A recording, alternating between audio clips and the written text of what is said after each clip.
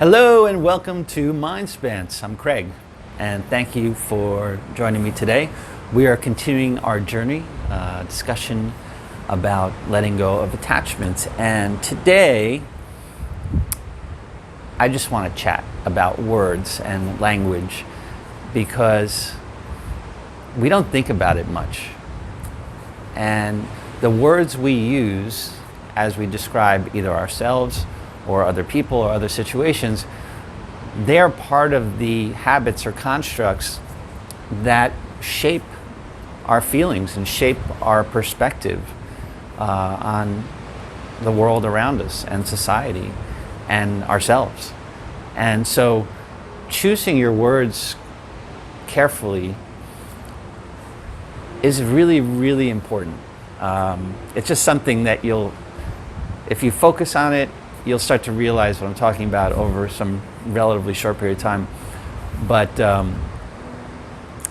as an example, a friend of mine, maybe 7 or 8 years ago, said to me that I shouldn't use the word hate anymore. And I said, I had never really thought about it. I mean, I use the word all the time. And she said, well, because when you say hate, it's like it eats you up. It conjures up this very negative feeling. It's a very powerful feeling, and it's unnecessary, and it only hurts you because you're empowering. When you hate something or someone, let's say, you're empowering that person with your energy. So you're saying, I am putting my emotional energy to empower you.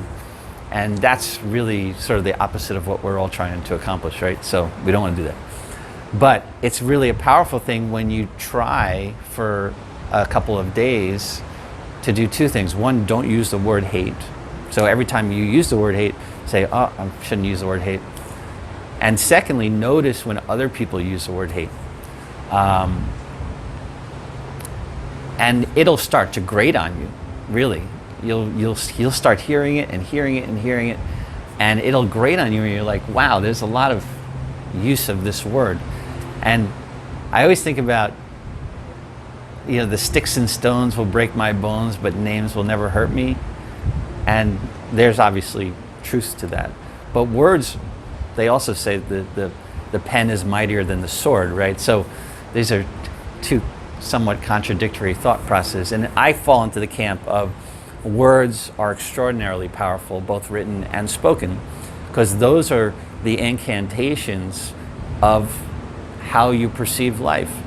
So I would urge you, it's sort of like at work. Well, one, I urge you to really focus on the language that you use as you describe yourself, as you describe situations, and as you interact with other people.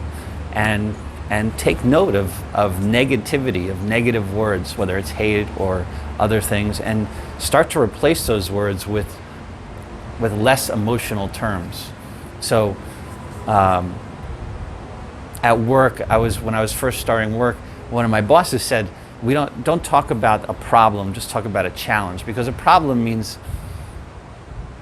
there's no path to fixing it potentially. Whereas a challenge is sort of a positive way of looking at a situation where we're going to come together and try to overcome that challenge in a positive way.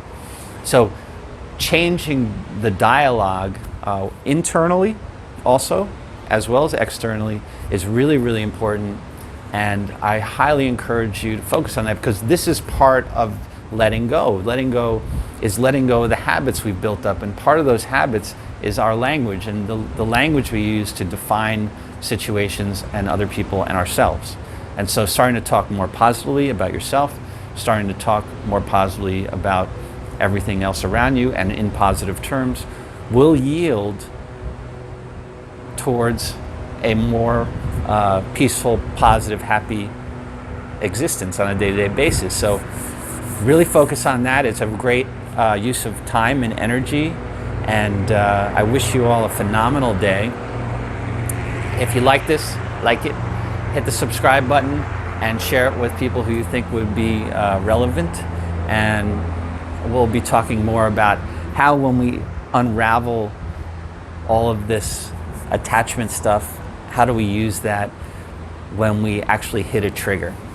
So we'll be talking about that, not probably the next video, but in a couple of videos we'll sort of wrap everything up and talk about the actual day-to-day interaction and triggers that cause us to react, right? That create that immediate discord, and how to overcome and deal with that. So thank you again. Have a great day, and I will see you very soon. Thanks.